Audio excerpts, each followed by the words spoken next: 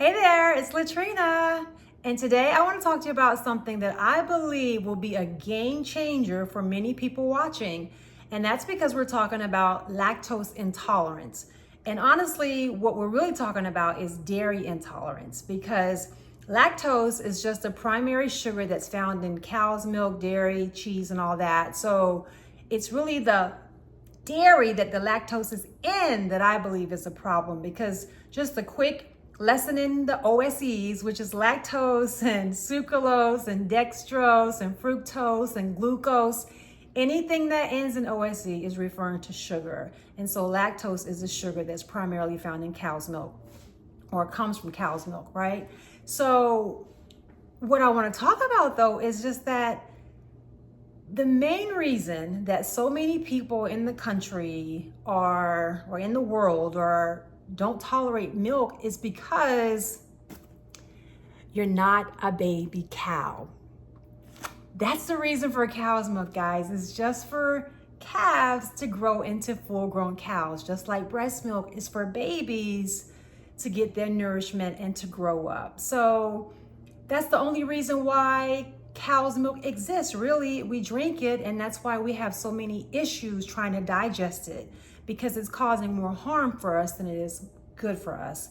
And honestly, we are the only species that drinks the milk of another species, so we don't really need it. And there are so many alternatives that will be much better for you in the long run. You don't need it, and so there are other things that you can do.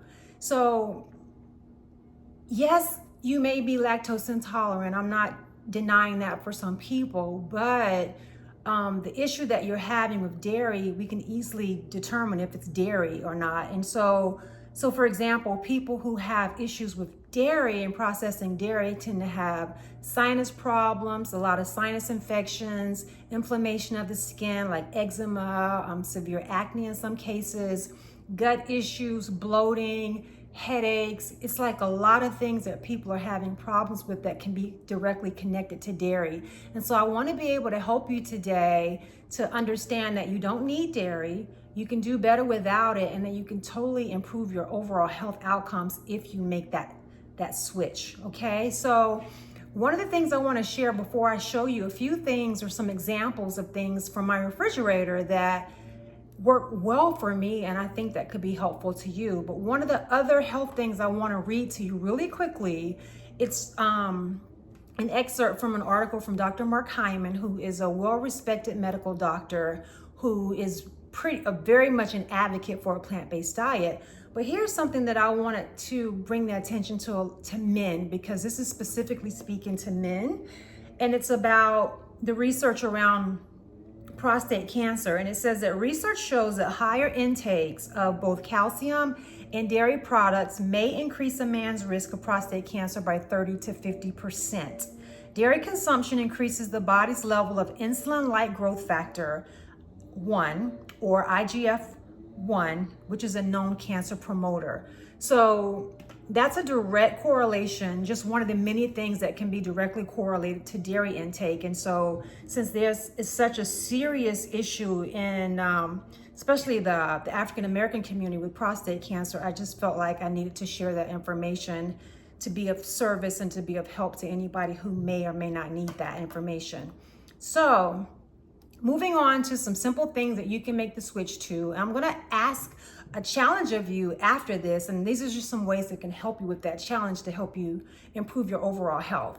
So when it comes to getting rid of dairy and cheese, with the milk options, there are so many options out there on the market with milk, guys. It's like you got almond milk. I have almond milk from my fridge. I tend to go with the unsweetened version. I like vanilla, but I do prefer to be unsweetened because, I'm always talking about processed stuff.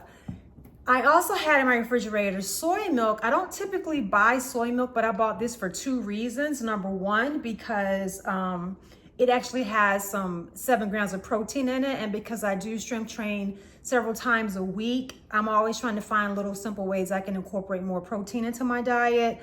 And the only reason I bought this one, because this one is not unsweetened. I prefer unsweetened. They did not have an unsweetened variety, but this was on sale. And I basically got 2 for 1. So I went ahead and got it. But I typically use these for my oatmeal and for my smoothies. I have a smoothie every day.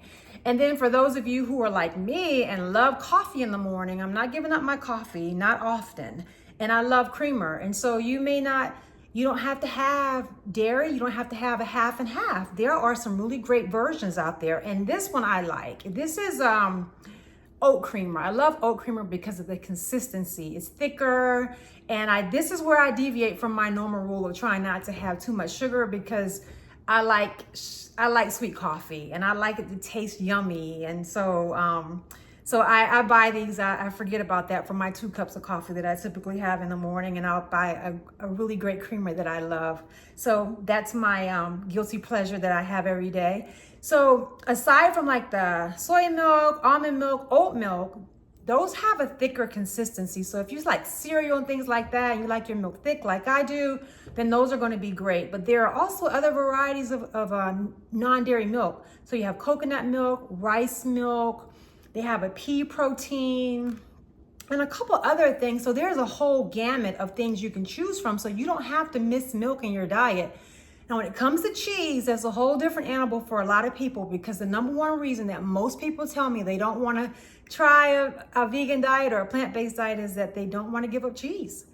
I felt that way too, so I get it. Now, is there going to be anything like the milks that are like 100% make you feel like you have real cheese? Honestly, not really, but there are some really good variations. And when I have those moments that I really want something cheese, or make me a cheese tofu scramble or something like that, there are a couple of brands that I really like because they have good consistency, they melt well. There's some others that just don't do well at all. So I don't want to name a lot of brands or anything, but if you want to know which ones I choose, I'm happy to answer that for you. You can send me a message or a comment and I'll respond to that. So have no problem doing that at all. But just there's so many varieties out there, people have to make their own decisions. And speaking of making your own decisions, when it comes to the information I'm sharing about dairy, it's a very controversial issue in society. And I encourage you to do your own research and to find out as much information as you can about the health benefits of getting rid of dairy from your diet. I'm not a doctor, but I just know there are things that I've learned that work for me, and I just want to be able to share to get you guys started on this journey. Now, wrapping up with the challenge that I have for you, because I know that there are a lot of people who suffer from a lot of these symptoms and you don't have to. So I encourage you to try like a dairy elimination, and to do that for like 3 weeks. So for 21 days, I encourage you, for someone that's having the sinus issues, the eczema, the bloating, the gas, all the things, right? Get the dairy out of your diet. I mean, no cheese, no dairy, no milk, no ice cream, all the things that fit into that category. And there are other alternatives that you can use in the meantime if you absolutely feel like you have to have it.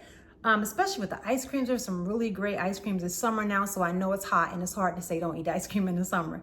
But there's some great vegan versions of ice cream. You will not be able to taste the difference, I promise you. So you don't have to suffer there. But for the next 21 days, take away the dairy. There's some yogurts out there that are plant-based that are really, really good. They have protein, that don't have a lot of sugar. My favorite brand, I will say, is Kite Hill, because there are not out there that offer that. They have Greek versions, 17 grams of protein, no sugar. Really great options for you. So don't have any dairy in any of those areas for the next 21 days. At the end of the 21 days, on that 22nd day, add it back into your diet. Add the dairy back and see how your body responds to it.